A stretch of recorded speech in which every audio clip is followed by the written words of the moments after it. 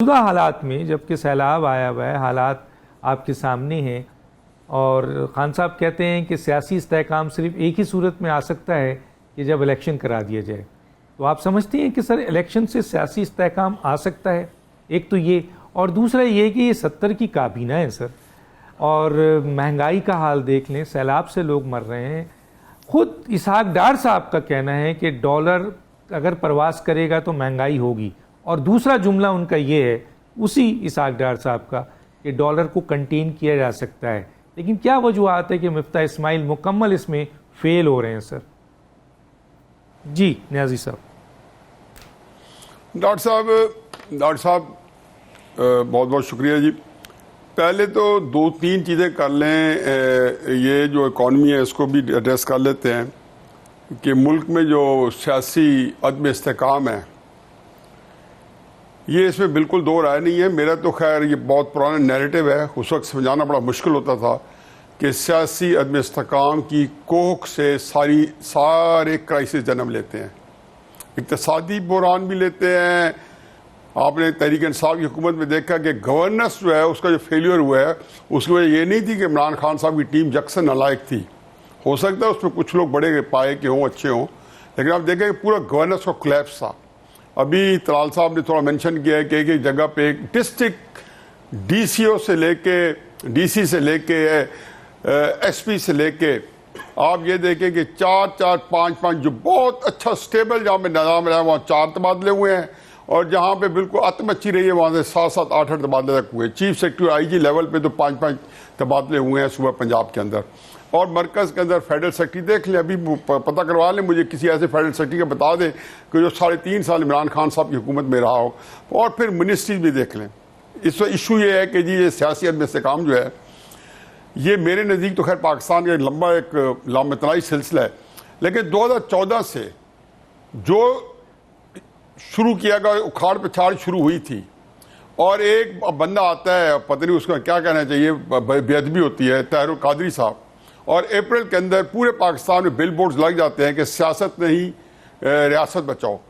मेरा सवाल आज तक यह है कि रियासत पे 2014 में कौन सी उफ्ताद पड़ गई थी कि उसको बचाने का जो मुकद्दस फरीजा जो है ताहिर कादरी साहब और इमरान खान साहब को सौंपा गया, उनके कमज़ोर कंधों पे ये भारी जिम्मेदारी डाल दी गई, और फिर एक अंपायर की उंगली जो है उनको दे दी गई। अब क्राइसिस ये है जी कि वो तो चलो एक तारीख ऐसा है, फिर उसके बाद पैनामा में तो खैर बहुत चूँकि करप्शन पकड़ी गई, तो ये जो है इनके जो है कई कत्ल माफ़ हो गए। RTS बिठाया ना बिठाया मुझे उससे कोई गर्ज नहीं है, लेकिन जो निज़ाम आपने दिया 2018 के बाद वो अदम इस्तेहकाम का शिकार था। ये मैं मानता हूँ कि आज जो निज़ाम है उससे दुगना अदम इस्तेहकाम का शिकार है।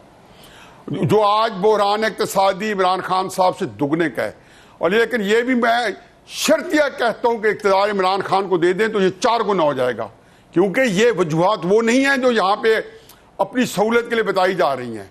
ये इसकी वजूहात कुछ और हैं कि ये मुल्क जिस तरफ डगर पे अल्हम्दुलिल्लाह 2014 से लगाया गया था, ये उसके कॉन्सिक्वेंस उसके रिजल्ट हैं। हम बड़ी उससे कहते हैं जी कि ये मुझे बहुत पसंद है अली मोहम्मद। यकीन जानो कि हर सियासी जमात में 3, 4, 5 मेरे पसंदीदा लोग हैं। तहरीक इंसाफ में अली मोहम्मद साहब उनमें से हैं जो मुझे बहुत सलीके से गुफ्तगू करते हैं, पैशन से लोगों की बात सुनते हैं और दलील के साथ अपना जवाब देते हैं। लेकिन मुझे ये बता दें अली मोहम्मद साहब, ये जयद किस्म के कानूनदान है कि जो हुकूमत तब्दीली हुई उसमें कहाँ से आइन की खिलाफ वर्जी हुई। चलो अभी मैं इसमें नहीं पढ़ता हूं कि क्या बैरून साजिश न हुई। आया जब तब्दीली होनी थी तो क्या तब्दीली आके कंटेनर पे खड़े होकर अंपायर की उंगली जो है वो दिखाई जाती और उसके जरिए की जाती। सीधी सी बात है कि आइन जो है एक ही गुंजाइश देता है, और उसका आइन की सारी मदें पूरी की गई और इसकी हुकूमत तब्दील हो गई। अब मुझे बताएं कि जी आप जो इमरान खान साहब जो है ये जो मांगते हैं इलेक्शन, ये तो 2014 में भी मांगते थे और अब भी मांगते हैं। जब इतने इलेक्शन अच्छे उसके अंदर तरियाक थे, तो अपने वक्त के अंदर जब इतने क्राइसिस आए और कई जंगों पे कई मुहावजों पे वो लड़ रहे थे, एस्टेब्लिशमेंट के साथ एक और उनकी लड़ाई चल रही थी बुजदार के ऊपर और कुछ और चीज़ों के ऊपर, बाकी अपोजिशन के साथ अलहदा चले हुए थे।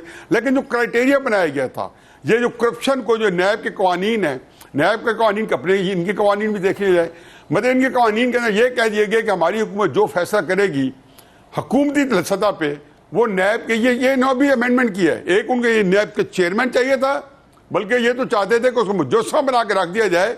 वो इतना नादर मुजस्समा चेयरमैन मिला है जो पाकिस्तान की तारीख में, जिसकी वीडियो भी खुद चलाई और वो इनके इमरान खान साहब के अपने दौर में उसकी वीडियो चलाई गई और अपने तर्जमानों के जरिए चलवाई गई। लेकिन इखलाकी रवायात कदरें हमारी इतनी एस्टेब्लिश हो चुकी हैं कि अली मोहम्मद साहब को भी वो डिफेंड करना पड़ेगा, और भी इमरान खान साहब के बड़े सलीके के साथी हैं उनको भी डिफेंड करना पड़ेगा। जो लोग जो है ऐसे सलानी किस्म के खाना बदोश किस्म के तरीके से आए हैं, उनसे मुझे तवक्कुआत नहीं है। लेकिन ये जो लोग हैं, ये जो जिंदगी के अंदर एक वैल्यू सिस्टम लेके आए, एक आइडियलिज्म लेके आए तहरीक इंसाफ में, उन पर क्या बीती होगी। फिर क्या नहीं पता कि जब चलो इसको मारे गोली, मैं बहस में नहीं पढ़ना चाहता, अली मोहम्मद साहब कभी घर में बैठ के अकेले में एवेल्यूएट करें, और मुझे यकीन है कि उनको कहना भी नहीं चाहिए अगर उसका नतीजा खिलाफ में निकलता है। लेकिन ये इंपोर्टेड हुकूमत का नैरेटिव जो है, इनको नहीं पता कि ये कैसे तब्दील हुआ है। क्राइसिस ये है कि इस वक्त मुल्क जिस रट में है, आप इल्साक डार छोड़ो, आप एडम स्मिथ को कब्र से निकाल के ले आए, जो कि अब जदीद हमारी मुआशियात का जो है जद अमजद है। इस मुल्क की मईशत मुझे कोई ठीक करा के दिखा दे। अब इसमें मुर्द इल्जाम मैं तो इमरान खान साहब को भी नहीं ठहराता, क्योंकि ना इमरान खान साहब ने पैनामा चलाया था, ना इमरान खान साहब ने कलेक्टर वज़ीर-ए-आज़म को जबरदस्ती घर भिजवाया था। ठीक है, इमरान खान साहब एज ए अपोजिशन लीडर उनका हक था, वो करते रहे। ना आरटीएस इमरान खान साहब ने बिठाया था, ना नवाज शरीफ साहब को जेल में डाला था। यह जरूर है कि इमरान खान साहब ने कोई वैल्यूज नहीं छोड़ी कि सच बोलना है तो झूठ बोलना है, आप बोलते जाओ, कोई वो चेक करने वाला नहीं है। मैं ये भी नहीं कहता हूं कि जो मजहब का इस्तेमाल कर रहे हैं, मेरा ख्याल है ये अली मोहम्मद साहब की सोचने की बात है। कोई बताया जाए कि अगर थोड़ी नॉलेज मजहब की है तो उस पर अल्लाह का शुक्र अदा करें, उसको इस तरह उसका बेईमाना इस्तेमाल ना करें कि आप लोग जो है ना खाम आपके अपने साथी जो है वो तकलीफ में चले जाए या वो दूसरी जो है किसी कस्म कुर्सी का शिकार हो जाए। ठीक, बाकी ये जो हुकूमत है, यकीन जानो कि मुझे आज तक समझ नहीं आई कि इनको कौन सी इफ्ताद आप पड़ी थी कि वोट ऑफ नो कॉन्फिडेंस लेके आए थे। सिसकने देते, हमेशा से करते आ रहे हैं कि नवाज शरीफ साहब को मरवाना है तो सामने इमरान खान साहब को ले आएंगे, इमरान खान साहब को गिराना है तो आके शहबाज शरीफ साहब को ले आएंगे। इन्होंने अपने आप को पेश किया, इनको नहीं पता था कि मुल्क की हालत में है, किससे नहीं चलेगा। लेकिन जो सरकार है वो जायज है। इमरान खान साहब जो इलेक्शन का मुतालबा कर रहे हैं वो जायज नहीं है ना। कोई उनकी बात मान ली तो मान लीजिए। ये नहीं हो सकता कि मुल्क के अंदर, मैं एक फिक्र आखिरी, ये नहीं हो सकता कि मैं आगे आपसे पूछूंगा, लेकिन इस पे तो बता दें सर, इलेक्शन मांगे।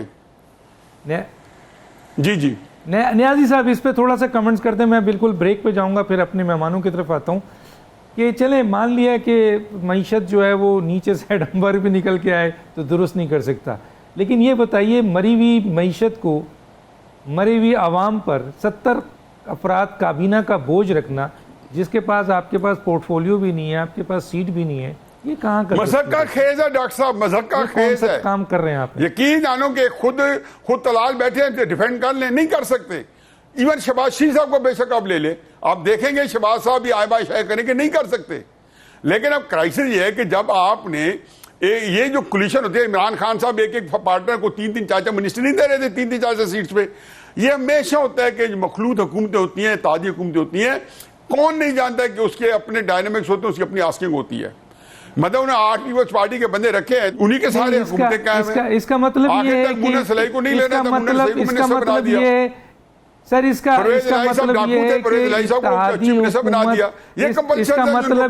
कि इसका मतलब हम ये मान लें सर, हम ये मान लें न्याजी साहब कि इत्तेहादी हुकूमत मईशत को बेहतर करने के लिए, इमरान खान से मुल्क को बचाने के लिए नहीं आई थी, बल्कि वो पोर्टफोलियो एंजॉय करने के लिए आई थी, काबीना की, मिनिस्ट्री की, ठीक है, ये करने आई थी सर। ये तभी इसने 70 का जो है वो फिगर क्रॉस कर लिया है। मैं आगे चल के बात करूंगा।